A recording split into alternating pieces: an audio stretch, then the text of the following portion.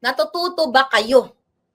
Paulit-ulit kayong ninanakawan ni Bangag ng mga alipores nila. Yan na lang yung baha. Okay lang sa inyo. Hanggang ngayon, hindi pa nga kayo nakakabangon dito sa baha, sa Bicol, buong Maynilaan. I have friend in Quezon City na talagang, na baha siya and everything.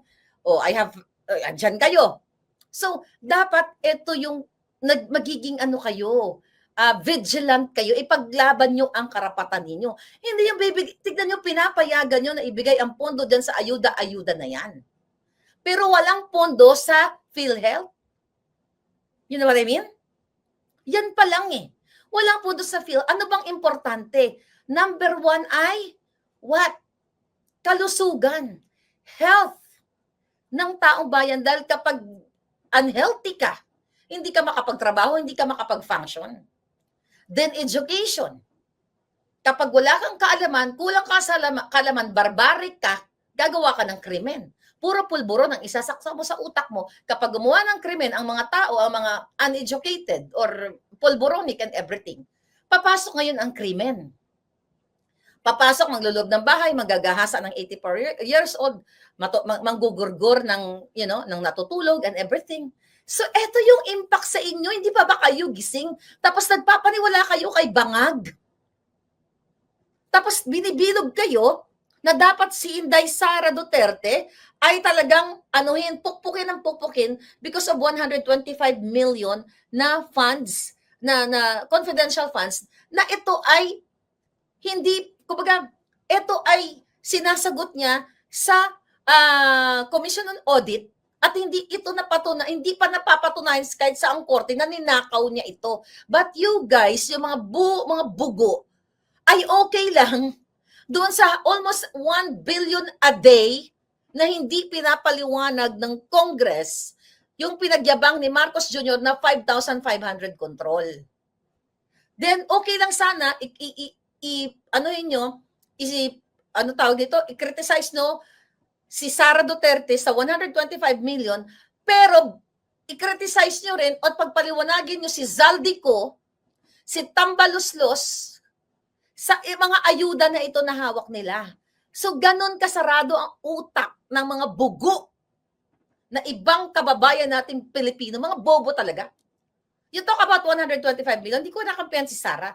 You talk about 125 million na hindi pa napatunayan na ito ay ninakaw ng departamento niya. Pero sa flood control na may namatay na 200 katao mahigit pa, tahimik ang mga bunganga ninyo. Yung mga trolls lang, yung mga palangga ko hindi kayo kasali. Nakita nyo, and this ayuda na napupunta sa bulsa nila at hindi naman napupunta lahat sa inyo. Tapos gusto pa nila ng Kongreso, ng lower and upper house, senador, kongresista, mga hiputang inang yan, ipondo dyan ang pera ninyo kasi yan ang gagamitin nila sa eleksyon. Pagpapapogi, palalabasin nila na pera ninyo. Paulit-ulit na lang tayo. Tuwing may namatay, may nagkasakit, pupunta kayo kay mayor, guarantee letter, na pwede yan i-centralize yung tulong ng gobyerno na yan na hindi dadaan sa mga buwakan ng ilang to. In fairness, dito sa Amerika, hindi ka nalalapit kay ganito, kay ganyan, kay district or one representative para manghinang ayuda. Centralize yung aming aid dito. Alam mo yon? Although may mga palpak na, katulad nga ng kinukwento ko sa inyo, na under scrutiny ngayon, yung aming mayor dito, si Karen Bass, dahil doon sa paglipa ng pondo sa mga homeless over dito sa fire department. It's the same thing na ginagawa ng mga gagong ito. Nililipat nila yung pondo ng ninyo, di ba? Sa kanilang mga departamento para pagnakawan kayo. And then you're okay lang kayo. Diba? Dapat pondohan ang mga, let's say, pagkaroon ng mga emergency situation. Tulad niyan. Ambulansya nga sa Pilipinas eh. Wala nga tayo eh. I mean, meron pero kukonti lang. Mamamatay ka na, wala kang 911. Wala na ba 911 yung kay PRRD? Di ba nung panahon ni PRRD may 911 tayo? Magugurgur ka na lang bago ka makarating sa ospital. Ito yun yung mga basic necessity ng mga basic services rather ang dapat pondohan. Hindi yung sa ayuda kasi kawawa yung mga tao. But now I think 63% ng Pilipino ang nagsasabing Mahirap sila. Di ba? 63%, imagine mo. Tapos anong sabi ng mga buwakan ng inang Tambaluslos, Zaldico at ang gobyerno ni Bangago, na mayroon tayo dyan, ayuda, ganyan-ganyan, tulong sa mga tao. Hindi yan maglalast. Bibigyan ka ng 5,000, kahit 10,000, kahit bigyan ka ng 20,000. Which is hindi naman kayo binibigyan ng 20,000. 1,000, 2,000, 3,000, 5,000 na siguro pinakamalaki. Hindi yan magtatagal, 1 linggo lang yan. Then balik uli itong mga tambay na ito na tinotolerate ng gobyerno na ayaw magtrabaho, mag-inom-inom na lang mga yawa, magtong-its na lang, kasi antay na naman ulit tayo sa susunod na, kasi mag-e-election, maraming magbibigay na ayuda na mga tatakbo sa politika. Di ba? Antay na naman to. So habang walang ayuda, itong mga tambay na nakatanggap, hindi ko sinasabing lahat, nakatanggap ng 5,000, mag-aakyat bahay gang, magtutulak ng pulburon, magbibenta, ganyan, kung anong pagkakitaan nila. Di ba? Manggagancho, mandurugas, o kung ano pa man. Imbes na ibigay yung pera na yan, pondo na yan sa livelihood program, again, PhilHealth, creating jobs. Wala tayong infrastructure dahil yung 5,500 control nga na sinasabi, flood control rather, na merong pondo 1 billion, nada, zero goes. Yung 1 billion a day na yon na kinumpute na ng mga magagaling. Ilang jobs dapat ang mabibigay doon? 'Di ba? Wala. Kailan pa tayo magigising? Sabi ni Edita Asibron. So yun, mga palangga. Kailangan ninyong kumilos. Kung ayaw yung kumilos, again, problema nyo na yan. Hindi na namin problema. Problema ko pa rin dahil, nakikisimpatya ako sa inyo. Yeah. So far, may nagtatanong, okay pa rin naman ang mga flight dito. Okay. Yeah. Okay. Later. Okay. Okay. Shout out sa ating pambansang dalaga sa third floor studio kay Marlon at saka kay Pam. Thank you. Anyway, sa mga palangga. Okay. Nananaginip po sila sa Pilipinas. Sabi ni Julius Jao. Ayaw nilang magising. Recently. Ito yung ginagawa niya, no? Ito ang ginagawa ng Tambaluslos na to. Puro politika. Why? Buti na alala ko to. Thank you kay Pambansang Dalaga ng Pilipinas. Alright, follow nyo si Pambansang Dalaga ng Pilipinas. Yung kandidato, okay, para sa District 1 ng Tacloban City na itinaas ang kamay niya ni Inday Sara at ni Pangulong Duterte na si Tita Nene Bacale. Ano ang ginawa nila dyan? Di ba? Tinanggal nila ang pangalan sa balota dahil ang kalaban dito ay si Martin Tambaluslos. Here we go. Member, House of Representatives, vote for, ayan. Ito, nakita niyo, pakita ko to. Hindi pa, ito guys. Nakita niyo po yan? Nakita niyo yung pangalan ni Tambaluslos. Wait. Ba't ganyan? Bali. Okay. Ba't ganyan? Okay, nakita niyo? Okay, yan yung pangalan niya. Wala nang kasunod. Di ba yung iba meron? One. Wala na, nag-iisa, wala na siyang kalaban. Sino ito? Nakipag-connives dito sa COMELEC para itanggalin ang pangalan ni Tita Nene Bacale, nakalaban ni Tambaluslos sa District 1. Tinanggal yung kanyang pangalan doon. Wala nang kalaban. So, ibig sabihin, sure winner na si Tambaluslos sa District 1. I don't know kung anong gagawin. Di pa ako masyadong updated dito. Pero naggalit lang talaga ako. Sigurado na si Tambaluslos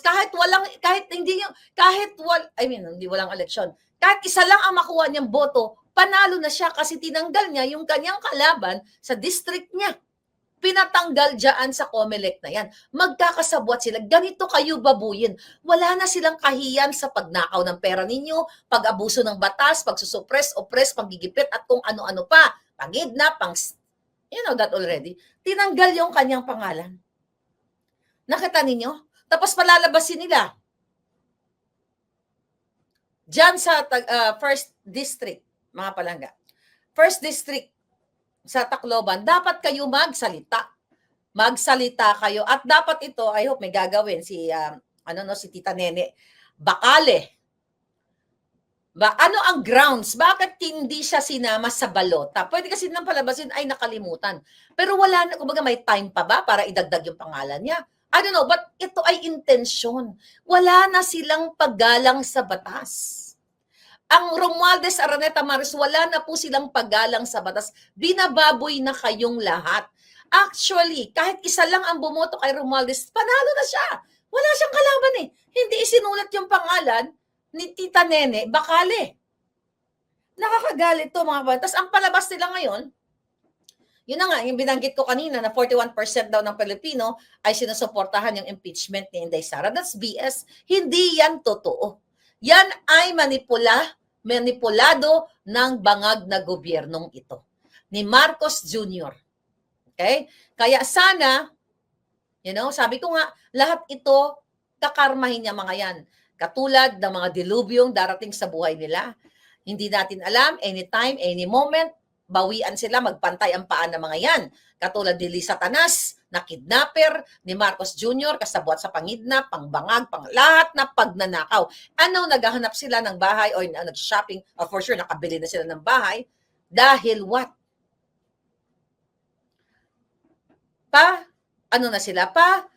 Nag-ready na sila. By the way, yung nasa likod ni Lisa, okay? Ito lang gusto kong tanong. Hindi siya in-appoint ni Lisa, pero binanggit ito ni Congressman Arnie Tevez doon sa kanyang expose, okay? Si Bibot. Okay, tanong ko lang.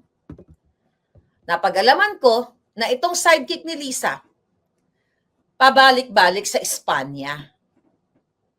Inuutusan ni Lisa Tanas si Bibot na pabalik-balik sa Espanya. Ano ang misyon ni Bibot? Abot. Ano ginabi nga pakabalik-balik? Ilonggo ni. Yun ang napag-alaman ko. Sige, abi. Kaya pag natanggal itong mga ito, lahat pati kaklase ni Lisa Tanas, dapat imbestigan nga agid ano gid pabalik-balik ka sa Espanya. Gapamangkot lang po, abi. Ano?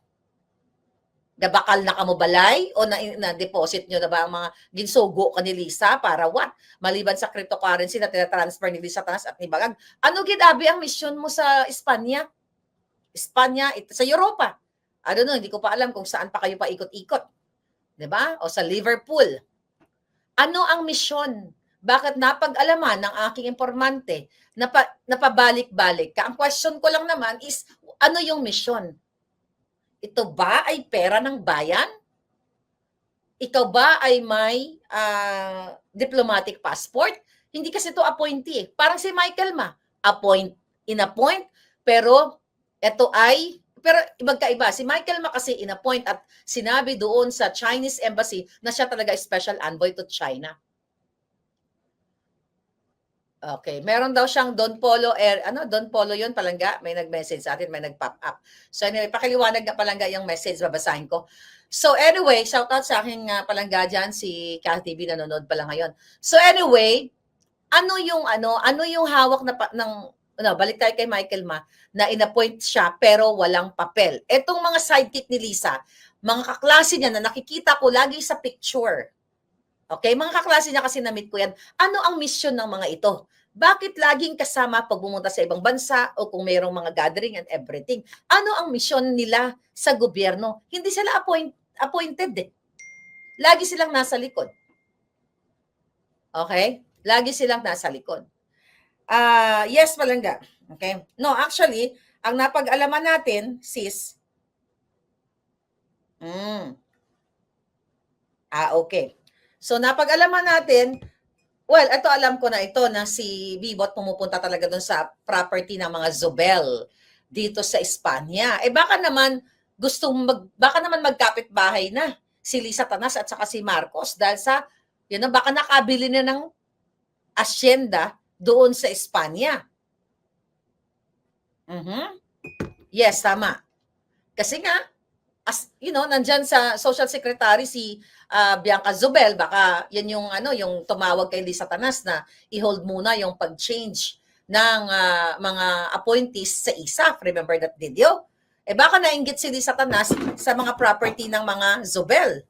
Okay? Baka ngayon ay mayroon silang hinahunting na properties doon o baka nakabili na kasi yun yung information sa atin ng mga taga-Malacanang na very close to them actually, na nagsha-shopping na sila ng property. And ito'y pera ninyo. Hindi mayaman ang mga Marcos, magnanakaw sila. Lalo na si Lisa Tanas Araneta. Oh, okay, buti naalala ko. Napag-alaman ko, Attorney Vic, you listen to this. I hope may mag-share sa kanya, Pam. Napag-alaman ko pala. Napanood ko kasi yung interview ni Attorney Vic Rodriguez at kay Karen Davila. Okay. Napag-alaman ko kung sino ang nag-black ops sa'yo, Attorney Vic Rodriguez. Yung nagpalabas tungkol sa paninira sa'yo. Inamin, according to my source, ni Martin Araneta, na sila ang nagpakabog ng pang-black ops sa'yo. Ayan, bago yan. Bagong impormasyon yan.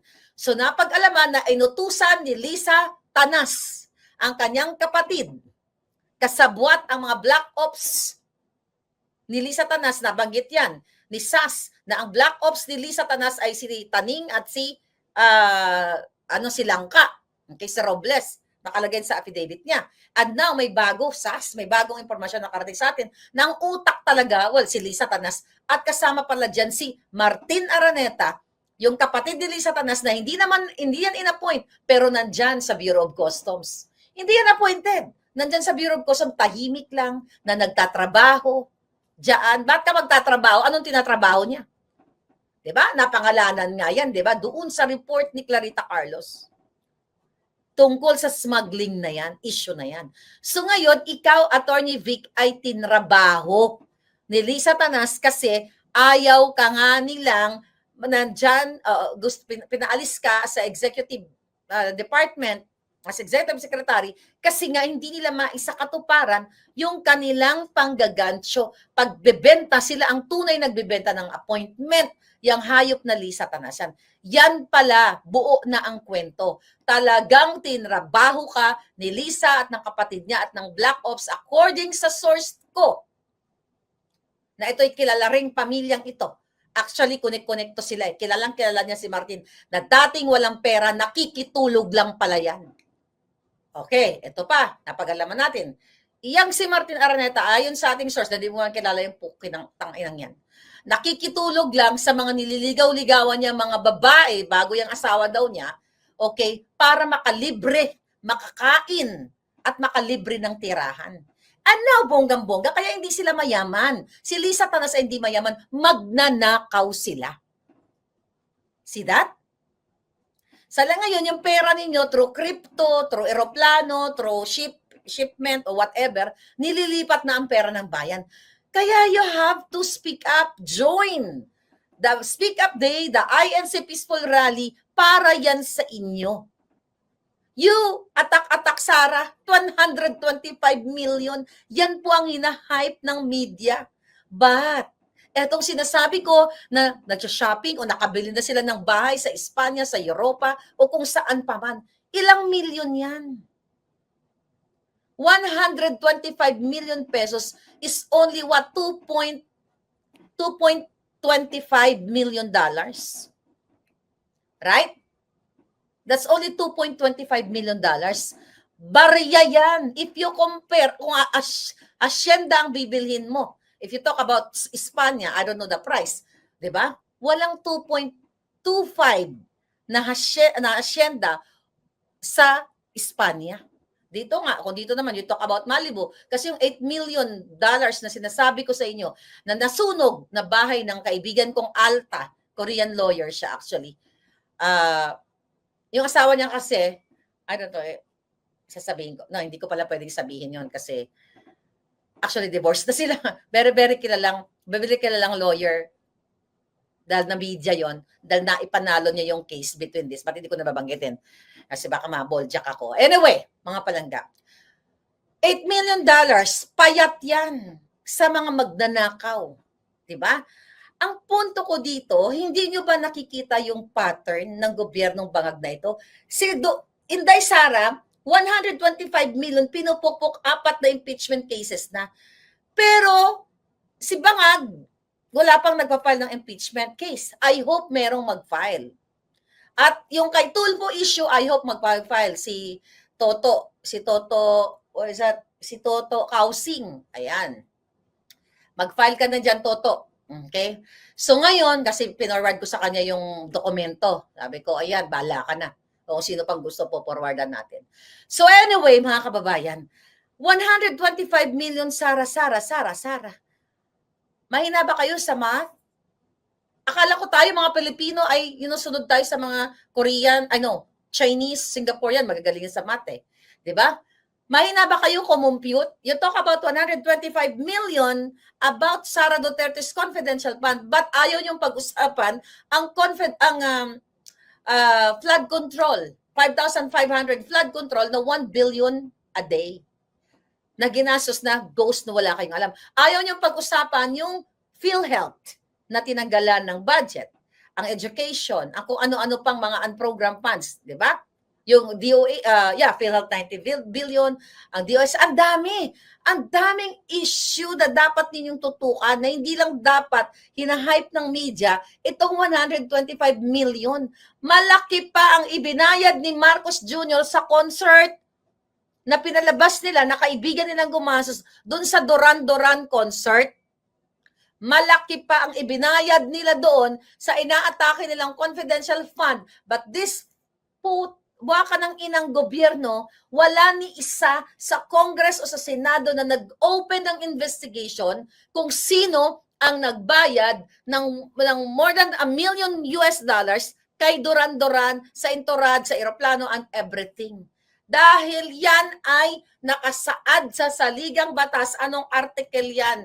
Yung dapat ang ating mga taong gobyerno ay hindi tumatanggap ng regalo. Code of Ethics yan.